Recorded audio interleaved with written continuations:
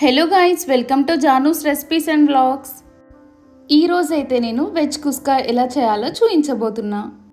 First అయితే కడాయిలో oil heat అవ్వగానే చెక్క, లవంగాలు, యాలుకలు, అల్లం, వెల్లుల్లి, పచ్చిమిర్చి వేసి లైట్గా ఫ్రై అయ్యాక అందులోనే ఆనియన్, టొమాటో, కొత్తిమీర కూడా వేసుకొని బాగా ఫ్రై అవ్వనివ్వాలి. అది చల్లారాక అందులోనే 4 to 5 స్పూన్స్ కర్డ్ కూడా వేసుకొని మిక్సీ పట్టేసి పెట్టుకోవాలి.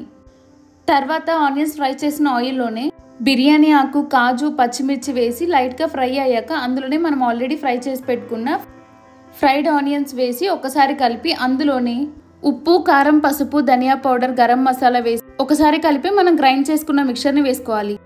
అది ఫ్రై అయ్యాక అందులోనే నేను కడిగి పెట్టుకున్న 2 గ్లాసెస్ ఆఫ్ నార్మల్ రైస్ వేసుకున్నా.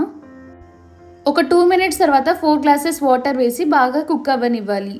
అంతే, ఎంతో సింపుల్గా వెజ్ కుస్కా రెడీ.